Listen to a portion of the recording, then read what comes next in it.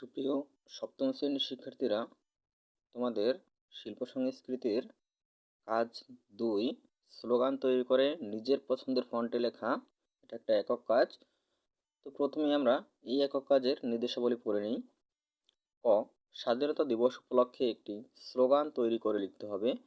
তো আমরা জানি স্বাধীনতা দিবসের জনপ্রিয় একটি স্লোগান জয় বাংলা।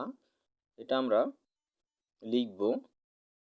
লিখার পরে শর্ত আছে যে স্বাধীনতা দিবসের স্লোগানটি নিজের পছন্দের ফন্টে লিখতে হবে, অর্থাৎ তুমি যেরকম একটা ফন্ট পছন্দ করো ওইরকমই লিখতে হবে। ইচ্ছে করলে বইয়ে প্রদত্ত কোনো ফন্ট থেকে দেখেও লিখতে পারো। সেক্ষেত্রে তোমাকে অবশ্যই কী করতে হবে, প্রদত্ত খাতায় 2 পৃষ্ঠা জুড়ে মাপ মতো লিখতে হবে, অর্থাৎ একটা অক্ষর ছোট আর একটা অক্ষর বড় এইভাবে লেখা যাবে না। এই জয় বাংলা লেখাটা তুমি একটু বড় করে 2 পৃষ্ঠা জুড়ে টোটাল লিখবে। এরপরে 4 নম্বরের জন্য একটা কাজ আছে, সেটা হলো মতামত প্রদান, যেটা একক কাজ। খাতায় এঁকে অনুষ্ঠান পরিবেশনা ও উপস্থাপনা বিষয়ক মতামত লিখবে। যে দলের উপস্থাপনার উপর ভিত্তি করে মতামত প্রদান করেছি সে দলের নাম নিচে লিখব, অর্থাৎ দলের নাম। অর্থাৎ তোমাদের পরিবেশনার একটা সবল দিক আর একটা হলো দুর্বল দিক। পরিবেশনার সবল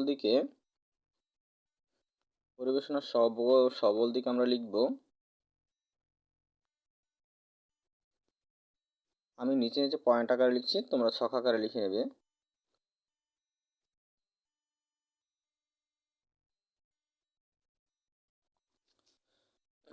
তো প্রথমে যখন যারা কার্য পরিচালনায় ছিল,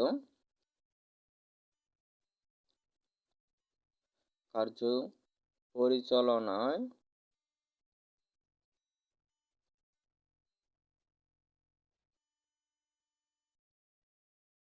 কারীদের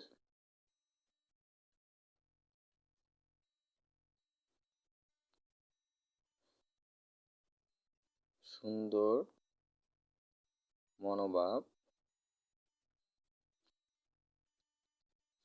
2 নম্বর পয়েন্ট আমরা লিখতে পারি ছাত্রছাত্রীদের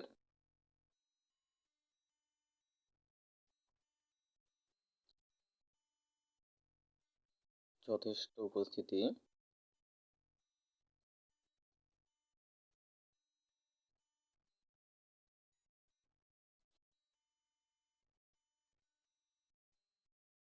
আর সবল দিক যেহেতু 2টা দিয়েছে, তারপরও তোমরা 3টা শিখে নাও।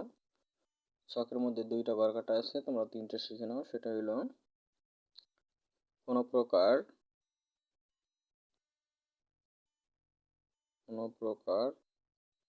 অপ্রীতিকর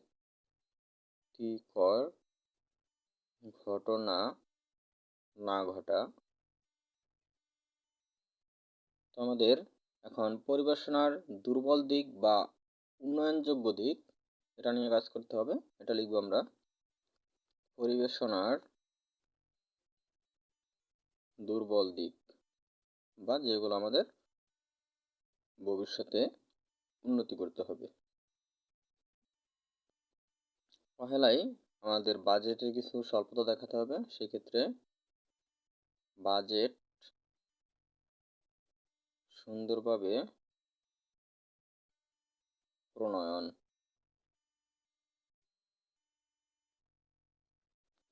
বাজেট আমরা সুন্দরভাবে প্রণয়ন করব। 2 নম্বর অপশনের জন্য লিখব